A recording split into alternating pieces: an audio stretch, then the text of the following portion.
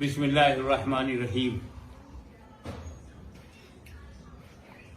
الحمدللہ رب العالمین والصلاة والسلام علی اشرف الانبیاء والمرسلین وعلی آلہ وصحبہ اجمعین اما بعد فاعوذ باللہ من الشیطان الرجیم بسم اللہ الرحمن الرحیم ان الشیطان للانسان عدو مبین صدق اللہ مولانا العلی العظیم وبلغنا رسولہ النبی الامین الکریم ونحن على ذلك لمن الشاهدين والشاكرين والحمد لله رب العالمین۔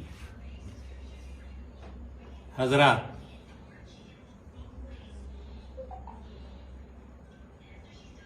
ستیزہ کار رہا ہے ازل سے تا امروز چراغ مصطفی سے شرار بولہبی۔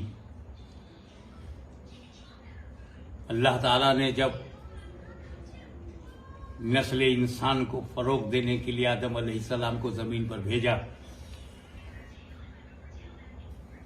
اور اپنی نبوت اور اپنی خلافت کا تاج ان کے سر پہ رکھا تو سب سے پہلا انکار کرنے والا عزازیل، جسے دنیا ابلیس کہتی ہے، شیطان کہتی ہے، اس نے انکار کیا۔ باوجود اس کے کہ وہ بڑا عبادت گزار تھا، بہت ہی ساجد اور عابد تھا، کمال علم اور جمال تقوی سے بہراور بھی تھا، مجلس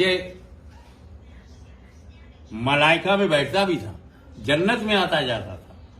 اتنے مراتب تو کسی کافر کو ملے ہی نہیں، نہ ایسے مواقع ملے، پر یہ پہلا اور آخری کافر ہے جو جنت دیکھنے کے بعد بھی جنت سے محروم ہے، دیکھنے کے بعد بھی۔ تو نتیجہ یہی ہے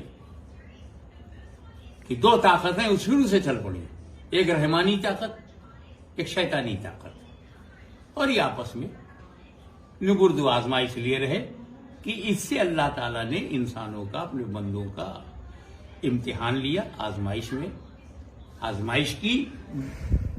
کون تیرے ہیں وہ تیرے ہیں، جو میرے ہیں وہ میرے ہیں، وہ تیرے نہیں ہو سکتے۔ یہ دو طاقتیں، جسے ایک ہم سفلی اور ایک رحمانی کہیں، یا ایک الہی طاقت اور ایک شیطانی طاقت، رحمانی طاقت اور شیطانی طاقت، ان دونوں کے نمائندگی ہر دور میں آتے رہے۔ اللہ تعالیٰ نے انبیاء کرام کا سلسلہ جاری رکھا تو ابلیس نے بھی اپنی شاگردوں کا سلسلہ جاری رکھا۔ اگر اللہ تعالیٰ نے اپنی وحدانیت کو بتانے کے لیے، حق کو بتانے کے لیے حضرت ابراہیم کو بھیجا تو وہ بھی چپ چاپ بیٹھا نہیں تھا، اس نے بھی اپنا ایک نمائندہ نمرود کی صورت میں بنا کے بھیجا۔ اگر اللہ تعالیٰ نے اپنی حقانیت کو، اپنی وحدانیت کو دکھانے اور بتانے سمجھانے کے لیے موسیٰ کلیم اللہ کو بھیجا تو وہ بھی خاموش بیٹھا نہیں رہا، اس نے بھی اس سے رکاوٹ ڈالنے کے لیے فرعون کو بھیجا۔ اگر بہترین، لاجواب، بے مثال نبی کو اللہ تعالیٰ نے دنیا کی ہدایت کے لیے بھیجا، محمد عربی صلی اللہ تعالی وسلم کو، تو پھر وہ بھی خاموش نہیں بیٹھا رہا۔ ان کے مقابلے کے لیے اس نے ابو جہل، ابو لہب، عتبہ، شیبہ، نہ جانے کتنے بڑے بڑے لیڈروں کو، نیتاؤں کو اس نے بھی کھڑا کر دیا۔ یہ سلسلہ ہمیشہ سے چلتا رہا ہے۔ اگر اسلام کی پہچان امام حسین بن کر کے چمک رہے ہیں تو رکاوٹ کے لیے اس کی نمائندگی میں یزید سامنے آ رہا ہے۔ اگر سنیت کو، کی حقانیت کو دنیا کے سامنے بتایا جا رہا ہے تو خارجی اور رافضی طاقتیں بھی آ کر کے اس نبرد آزما ہے۔ کوئی قرآن پر حملہ کرنا یہ کوئی نئی بات نہیں ہے۔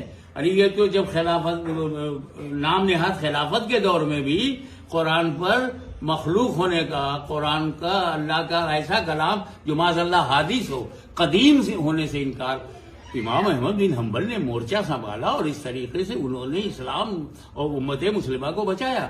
تو قرآن پر حملہ کرنا یہ کوئی نئی بات نہیں ہے۔ رہی یہ ابھی جو نرسمہا آنند کی بات آ رہی ہے، اس کا تو نام لینے ہی سے زبان کا مزہ خراب ہو جاتا ہے۔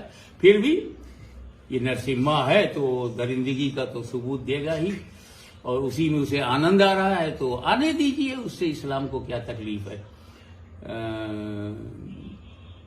بات صرف یہ ہے کہ قرآن نے تو 1400 برس پہلے ہی نرسمہا آنند اینڈ کمپنی کو چیلنج کر رکھا ہے 1400 ایئرس ایگو، کہ اگر قرآن اللہ کا کلام نہیں ہے، ایشوانی نہیں ہے، یہ رب کا کلام نہیں ہے، تو ایک آیت کی طرح पंडित जी आप लिख करके ले आओ। जब कोई बंदा हिंद से लेके सिंध तक, अरब से लेके अजम तक, भारत से लेके अमेरिका तक, आज भी दुनिया में 6 बिलियन लोग मौजूद हैं, जिसमें 2 बिलियन तो शायद अरबी जानते हो। एक पकड़ के लाओ जो कुरान की 6,666 आयतें नहीं, एक आयत की तरह दूसरी आयत बना दे। अगर कोई पंडित, कोई मुल्ला, कोई भी पढ़ा लिखा, कोई अरबी और अजमी एक आयत की तरह दूसरी आयत नहीं लिख सकता, तो मतलब ये कलाम बंदे का नहीं है। जब ये कलाम बंदे का नहीं है तो बंदे को हक पहुंचता है कि अपने रब के कलाम पर एतराज करे। मियां, कुरान पर एतराज करने से कुरान को नुकसान नहीं होता, एतराज करने वालों की हैसियत और उनकी नीयत, क्या नीयत है इनकी, कौन जानता था? कुरान पर हमला करने से पहले इस पंडित को कौन जानता था? बदनाम होंगे तो क्या नाम नहीं होगा? ऐसा भी कि बड़ी हस्ती से लड़ जाओ, बड़ी बात से टकरा जाओ, बड़ी तारीखी हकीकत से पंगा ले लो, बदनाम होंगे तो क्या नाम ना होगा? यही नसीम आनंद जिन्हें अहले हुलूद नहीं जानते थे, आज पूरा हिंदुस्तान, पूरी दुनिया इनका नाम जान गई है। इसी नाम के लिए ये बदनाम हुए हैं, तो उनको बदनाम होना मुबारक हो, हमें हमारा इस्लाम मुबारक हो। वाखिर दावाना अल्हम्दुलिल्लाह।